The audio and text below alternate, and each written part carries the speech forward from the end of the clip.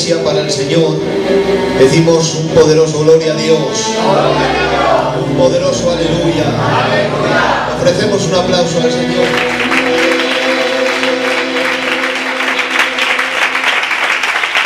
Aleluya, es la gloria y la alabanza para el Señor. Digno de Dios y de gloria. Gloria. Aleluya, vamos a dar las luces. Alabado sea. Me alegro de verles después de estar unos días todos de vacaciones. Algunos están más morenos, eso es que la han aprovechado a trabajar.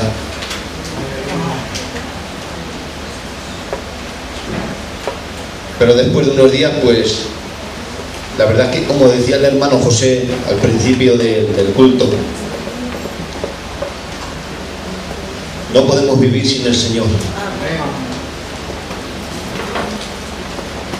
Se nos ha hecho necesario en nuestras vidas estar con Dios. Y sin Él nada somos. Aleluya. Y si somos algo es porque lo tenemos a Él. Voy a compartirles un pensamiento que el Señor ha puesto en mi corazón para todos nosotros. Esperando que la palabra, el Señor, el Espíritu Santo nos haga bien en esta tarde y hable a nuestro corazón y a nuestras vidas. No se pongan de pie porque voy a leerles unos cuantos versículos y no quiero que se me cansen. Dice el Evangelio según San Juan, capítulo 1 y verso 19. Este es el testimonio de Juan, hablando sobre Juan el Bautista. Cuando los judíos enviaron de Jerusalén sacerdotes y levitas para que le preguntasen: ¿tú quién eres?, confesó y no negó, sino que confesó: yo no soy el Cristo. Y le preguntaron: ¿qué pues? ¿Eres tú Elías? Dijo: no soy. ¿Eres tú el profeta? Y respondió: no. Le dijeron: pues ¿quién eres? Para que demos respuesta a los que nos enviaron. ¿Qué dices de ti mismo? Dijo: yo soy la voz de uno que clama en el desierto: enderezad el camino del Señor, como dijo el profeta Isaías. Y los que habían sido enviados eran de los fariseos, y le preguntaron y le dijeron: ¿por qué pues bautizas si tú no eres el Cristo, ni Elías, ni el profeta? Juan les respondió diciendo: yo bautizo con agua, mas en medio de vosotros está uno a quien vosotros no conocéis. Este es el que viene después de mí, el que es antes de mí, del cual yo no soy digno de desatar la correa del calzado. Capítulo 3 y verso 30. Dice la palabra, las últimas palabras de Juan el Bautista. Y vamos a quedarnos con estas. Es necesario que Él crezca y que yo mengue. Amén. Gloria al nombre del Señor. Aleluya. Acompáñame, Dulce, pianista de Castellón. ¿De qué os reís? Es el mejor pianista de Castellón. No hay otro mejor que él. Tiene las manos ungidas. Amén. Gloria a Dios. Miren, Juan el Bautista, si algo de él tenemos que destacar es que él sabía lo que fue llamado. Juan sabía a qué fue llamado y hasta dónde estaba su límite. Qué bueno es saber a qué somos llamados y qué importante es conocer y saber a dónde están mis límites. Porque miren, les comparto algo que es lo que yo pienso. En este tiempo carecemos de una crisis de identidad, porque no sabemos a lo que nos llamó el Señor. Si es verdad que conocimos cuando el Señor nos llamó, pero no conocemos en la plenitud a qué nos ha llamado el Señor. Porque miren, No sabemos, y les hablo generalizando, no sabemos a qué nos llamó el Señor y para qué nos llamó el Señor. Cuando uno no conoce a qué nos llamó el Señor y para qué, ese para qué carece de sentido, porque no puedo desarrollar para lo que fui llamado en el Señor.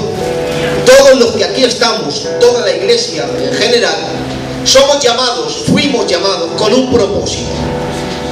El propósito es de que todos procedamos al arrepentimiento. Aleluya. Ese es el mensaje universal para todo el mundo, incluidos la iglesia. A los que hemos creído, ese mensaje lo hemos hecho realidad en nuestras vidas. Pero miren,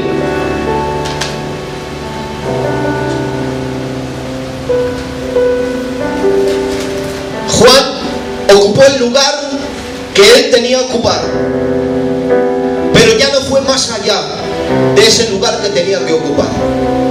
Juan sabía lo que fue llamado, sabía quién le dijo lo que tenía que hacer y para qué fue enviado.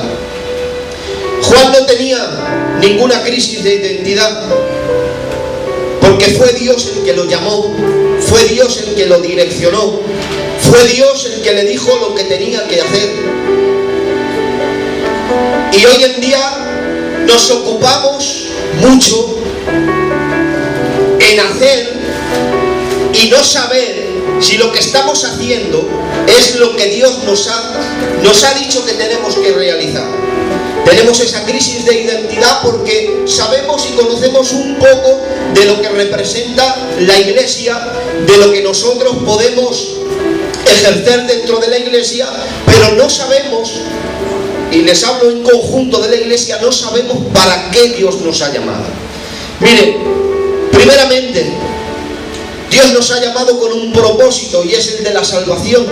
Dios nos ha llamado a que seamos su iglesia, pero dentro de la iglesia, ya saben ustedes que la Biblia nos dice, uno de los significados o de los símbolos que tiene la iglesia es que somos un edificio, y ese edificio tiene fundamento, que es Cristo, tiene columnas, que son la doctrina de los apóstoles, esas son las columnas, y luego, con el paso del tiempo, en este tiempo, hemos venido a estar nosotros, que la palabra de Dios dice que somos piedras vivas, edificadas en el edificio de Dios. Dice la Biblia también que somos cuerpo de Cristo. Él es la cabeza, Él es el que gobierna. De Él salen los pensamientos, de Él sale todo lo que el cuerpo tiene que ejercer, y nosotros, nos enseña la Biblia de que somos el cuerpo. Un cuerpo, hermanos, tiene que estar bien direccionado. Cada movimiento que ejercita el cuerpo tiene que estar el cuerpo unido, en un mismo sentir y en un mismo pensar. Un cuerpo no puede estar dividido entre sí. La Biblia nos enseña de que somos cuerpo y que cada uno ocupamos un lugar. Es decir, que si Dios me ha llamado a que yo en el cuerpo sea oído, no puedo ocupar el lugar del ojo, ni el ojo puede ocupar el lugar de la mano, ni la mano puede ocupar el lugar del pie. Es decir, que cada uno ocupamos un lugar y debemos de conocer para qué Dios nos ha llamado, y en ese llamamiento divino, para bendecir a la iglesia y ser de edificación en la iglesia, debemos primeramente conocer para qué fui llamado, y segundo, en relación a la voluntad de Dios en ese llamamiento, debo ejercer mi llamamiento no para sentirme yo bien, porque cuando yo ejercito para lo que Dios me ha llamado, ese ejercitarse me hace sentirme bien, pero Dios no nos ha llamado para que nos sintamos bien. Dios nos ha llamado para que en función de dentro de la iglesia cada uno ocupe un lugar el cual le corresponde, que primeramente se tiene que conocer bajo la voluntad de Dios, y después de cuando uno se siente realizado en lo que Dios me ha llamado, entonces ustedes verán en mí que yo para ustedes soy de bendición. Amén. Porque yo no puedo ocupar un lugar en el que Dios no me ha llamado. Aleluya. Si Dios me ha llamado a ser predicador, a ser pastor, Dios En ese llamamiento yo tengo que hacer posible poder sentirme en relación con la voluntad de Dios para ser de bendición para ustedes. Miren, yo les voy a contar un testimonio. Me costó mucho, porque me costó mucho, pero yo tuve una crisis de identidad.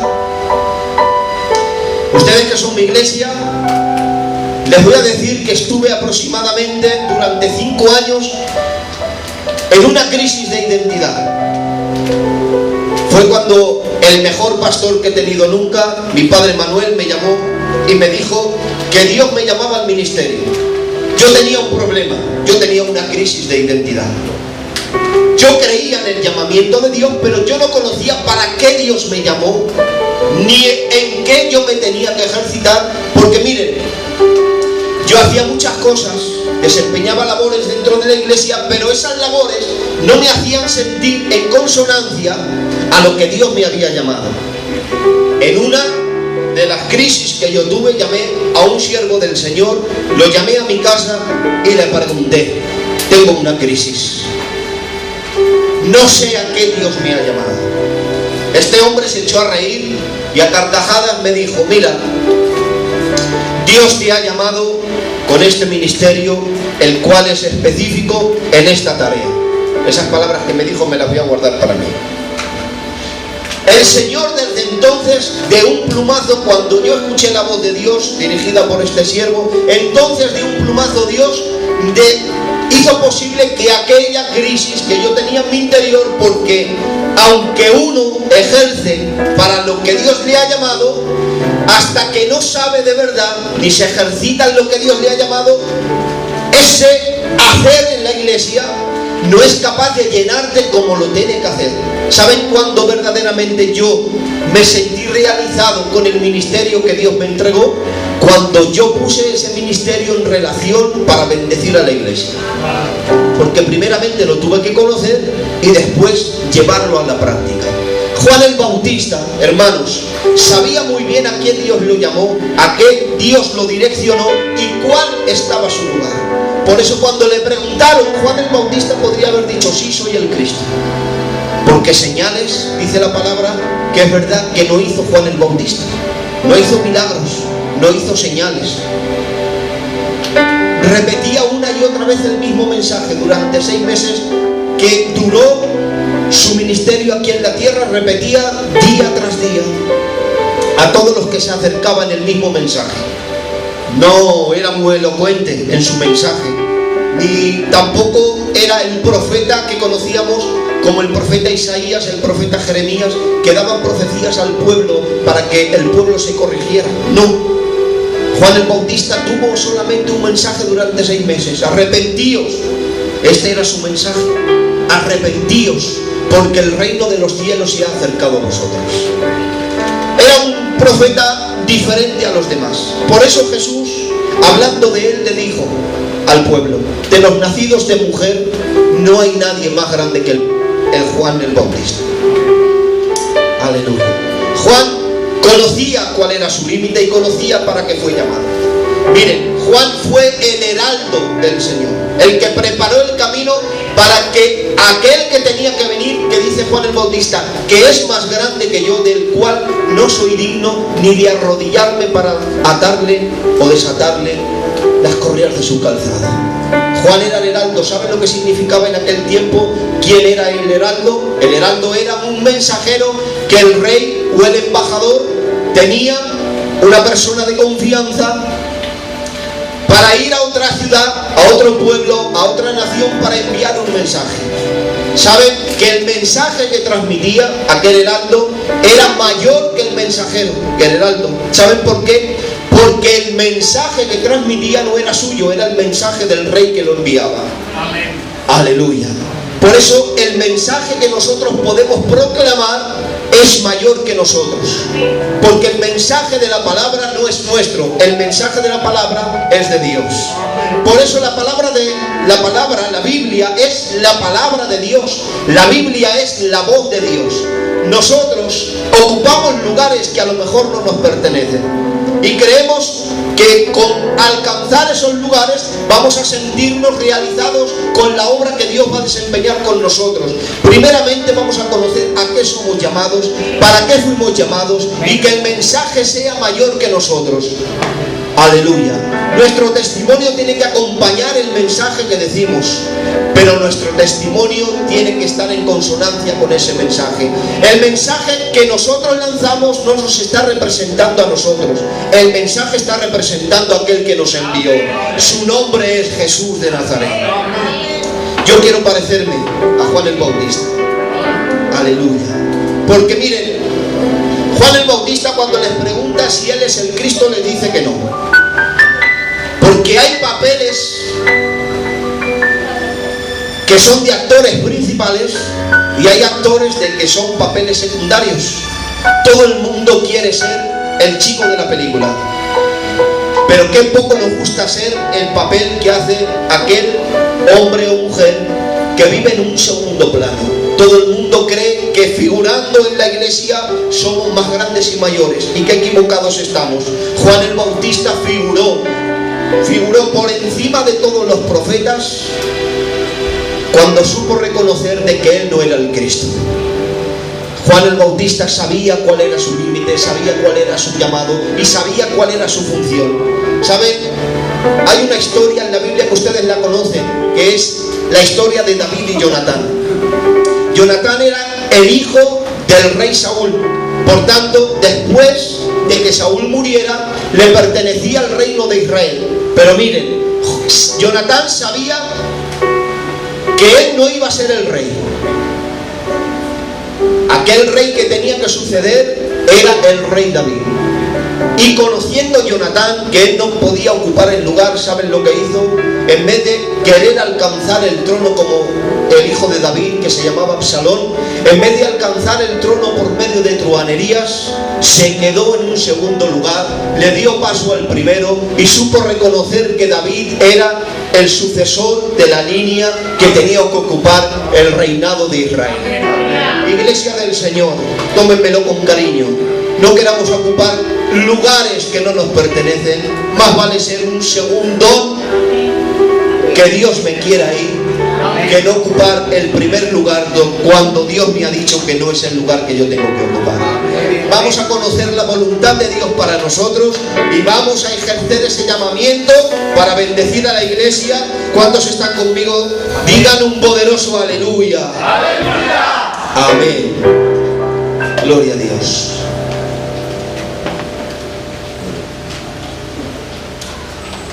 Dice la Biblia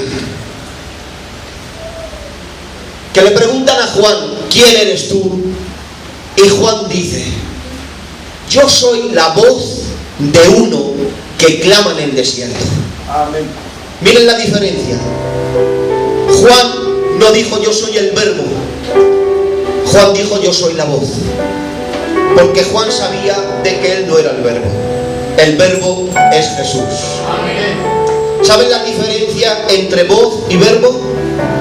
Ahora ustedes me van a entender. Ahora si yo les digo Tony, piano, ustedes han escuchado lo que yo les he dicho, pero no les ha llegado una información completa de lo que yo les quiero decir. ¿Saben por qué? Porque yo les he dicho una voz, pero yo no les he dicho ningún verbo. Si yo les digo Lucas, guitarra, ustedes asocian a Lucas con la guitarra. Pero ustedes no saben, porque no hay verbo en esa frase, ustedes no saben lo que yo les quiero interpretar, porque es una frase incompleta, porque le falta el verbo. Ahora les vamos a añadir el verbo. El hermano Tony toca el piano. Ese tocar, es el verbo que le da sentido a la frase. Ahora si yo les digo el hermano Lucas está tocando la guitarra, ese tocar es el verbo que le da sentido a la frase. Juan el Bautista fue la voz de uno que clamaba en el desierto, pero no le dio sentido completo al mensaje. Tuvo que venir el verbo de Dios. Tuvo que venir Cristo, que es el verbo de Dios, para darle sentido al mensaje, a la proclamación del Evangelio. Si Cristo no viene, que es el verbo, no hay sentido en nuestras vidas. El verbo, Cristo Jesús, es el que da sentido a nuestras vidas, es el que le da sentido a nuestro llamamiento, es el que le da sentido a nuestra vida espiritual.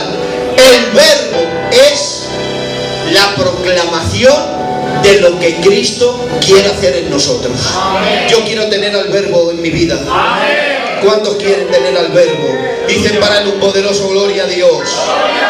Vamos a ser verbos y no queramos ser voz, porque la voz se queda incompleta, pero el verbo es lo que completa con excelencia aquella frase que se tiene que terminar.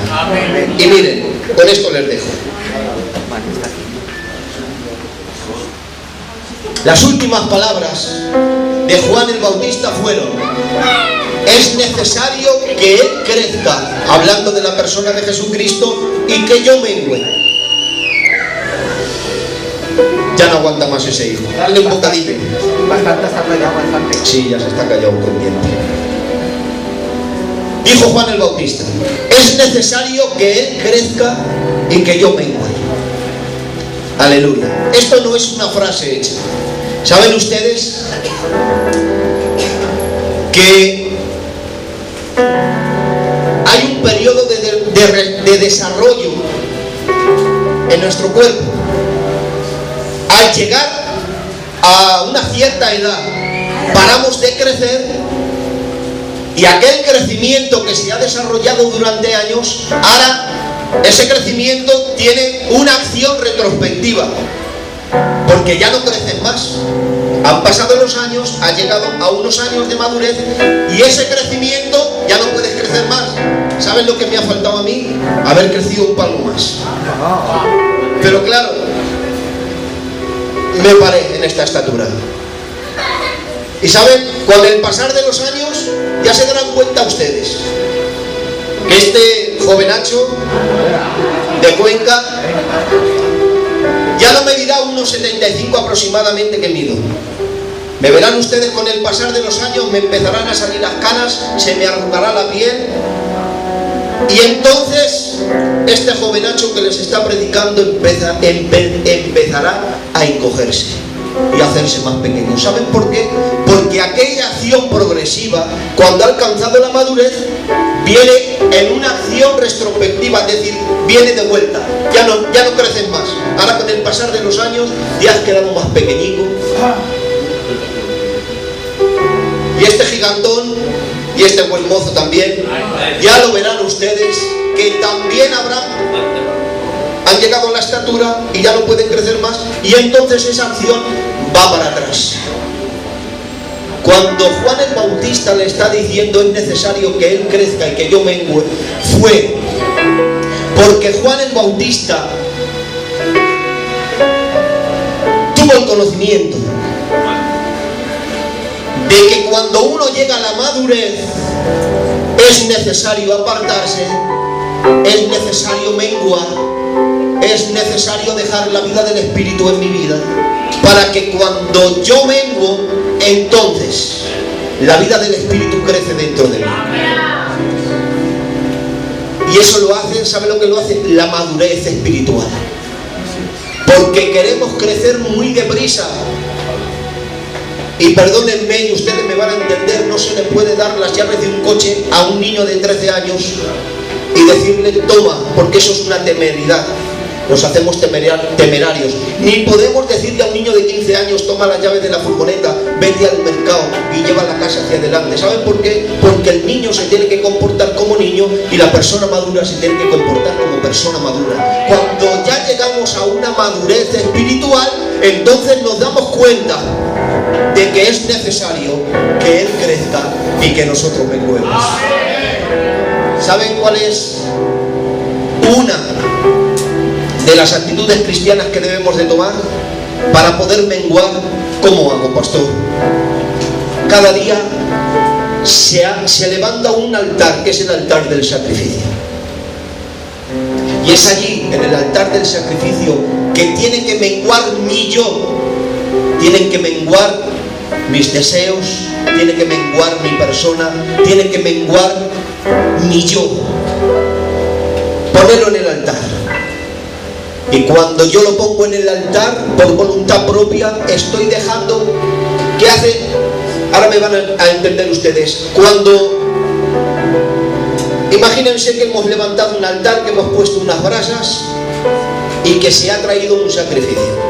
Ese sacrificio ocupa un volumen porque todavía las brasas, las llamas no lo han quemado. Cuando después de un rato las brasas le han dado, las llamas han quemado el sacrificio y lo han reducido a cenizas.